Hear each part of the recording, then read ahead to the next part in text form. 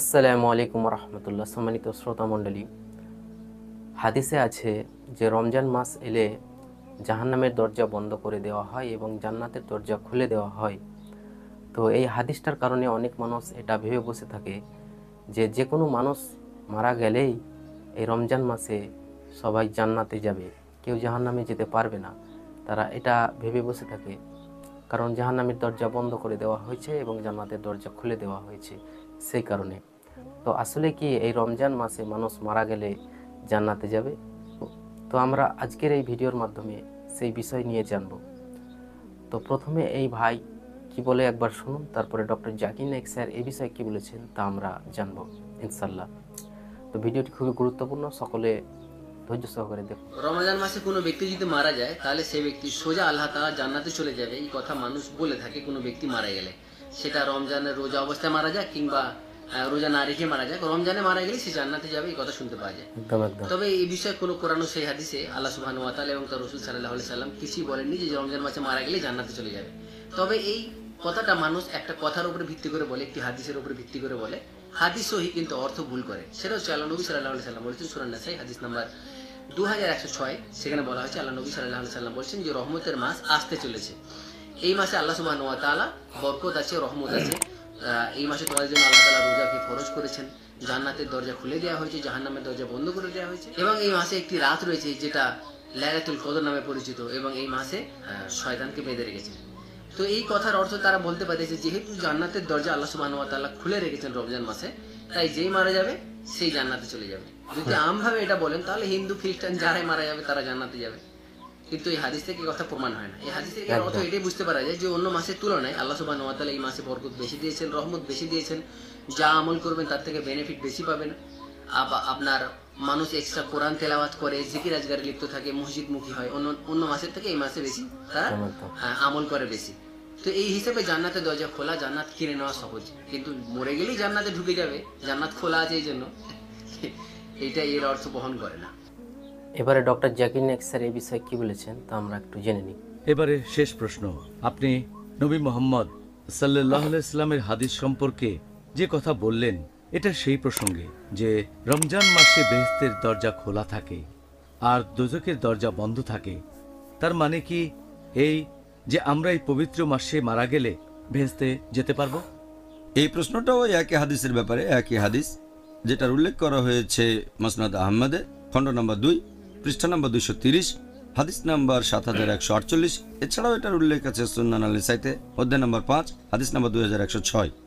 একই হাদিস নবী বলেছেন, লোকজনের উদ্দেশ্যে বলেছেন যে রহমতের মাস তোমাদের সামনে, আল্লাহ তোমাদের নির্দেশ দিয়েছেন তোমরা এই মাসে রোজা রাখবে।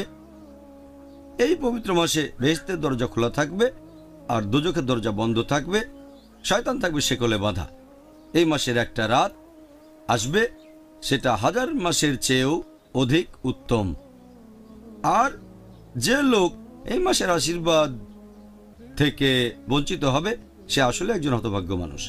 এখান থেকেই প্রশ্নটা এসেছে, যেহেতু বেহেশতের দরজা এই সময় খোলা থাকে আর দোজখের দরজা বন্ধ থাকে, তাহলে এ মাসে কেউ মারা গেলে তো বেহেশতেই চলে যাবে, কারণ দোজখের দরজা তখন বন্ধ থাকে, বেহেশতের দরজা খোলা। তার মানে কি এই যে এই মাসে কোনো অমুসলিম মারা গেলে সেও বেহেশতে চলে যাবে? একদম না। এই প্রশ্নের উত্তর হচ্ছে, নবী যখন বলেছেন যে বেহেশতের দরজা এই মাসে খোলা থাকে, তার মানে বেহেশত আমাদের আমন্ত্রণ জানাচ্ছে ভেতরে প্রবেশ করার জন্য। তার মানে হচ্ছে যদি কোনো ছোট কাজ করেন আল্লাহ আপনার পুরস্কারটা বহুগুণ বাড়িয়ে দেবেন। আর নবী বলেছেন সবাই পুরস্কার পাবে 10 গুণ বেশি।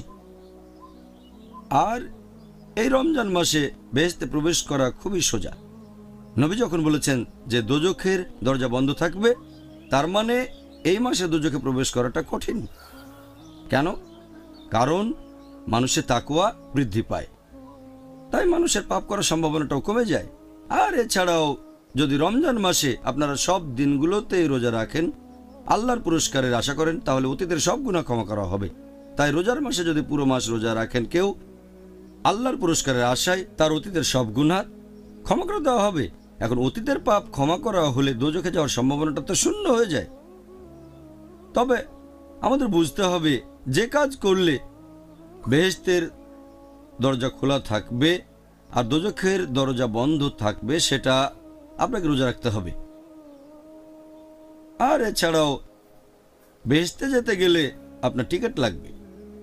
বেহেশতের এই টিকিটের কথা কোরআনে সূরা আসরে বলা হয়েছে, অধ্যায় নম্বর 103 আয়াত 1 থেকে 3। আল্লাহ বলেছেন, والعصر إن الإنسان لفي خسر إلا الذين آمنوا وعملوا الصالحات وتواصوا بالحق وتواصوا بالصبر। মহাকালের শপথ, মানুষ সবসময় ক্ষতিগ্রস্ত হয় তারা বাদে যাদের ঈমান আছে, যারা সৎ কাজ করে, মানুষকে সত্যের উপদেশ দেয় এবং যারা মানুষকে ধৈর্য আর অধ্যবসায়ের উপদেশ দেয়।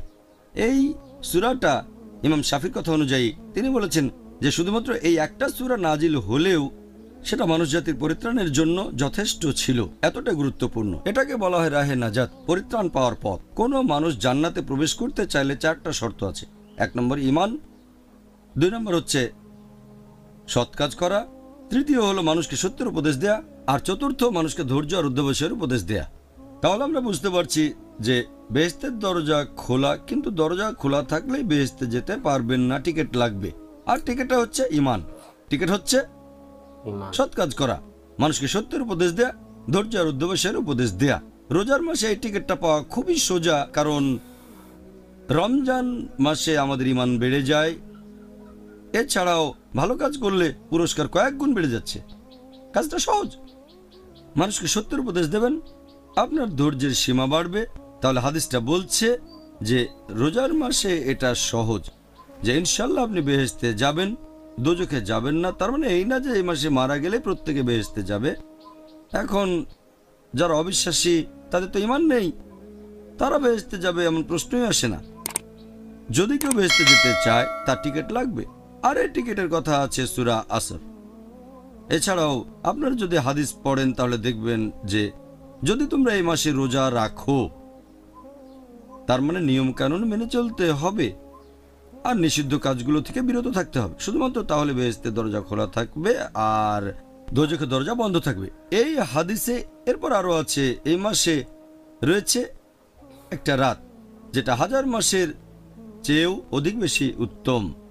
তার মানে যদি আল্লাহ সুবহানাহু ওয়া তাআলার ইবাদত করেন শুধুমাত্র এই রাতে, সেটা 1000 মাসের চেয়েও উত্তম হবে। সেটা তো 80 বছরের চেয়েও বেশি। চিন্তা করেন, এই একটা রাতে আপনি যে পরিমাণ সওয়াব পেতে পারেন সেটা তো অনেক বেশি। মানুষের গড়ায়ও এখন প্রায় 60 বছর। একটা লাইলাতুল কদর 1000 মাসের চেয়েও উত্তম, সেটা 80 বছরের চেয়েও বেশি। মানুষের গড়ায়ু এর চেয়ে অনেক কম, তাই বেহেশতে যাওয়ার সম্ভাবনাটা বেশি থাকে। এই হাদিসে আরো আছে, যে ব্যক্তি এই মাসের রহমত থেকে বঞ্চিত হবে সে আসলে একজন হতভাগ্য ব্যক্তি। তার মানে প্রত্যেক মানুষই বেহেশতে যাবে না, সব মানুষের জন্য বেহেশতের দরজা খোলা থাকবে না। এটা হচ্ছে শেষ অংশ, খুবই গুরুত্বপূর্ণ। অর্থাৎ যে ব্যক্তি এই পবিত্র মাসের আশীর্বাদ থেকে বঞ্চিত হবে সে আসলে একজন হতভাগ্য মানুষ।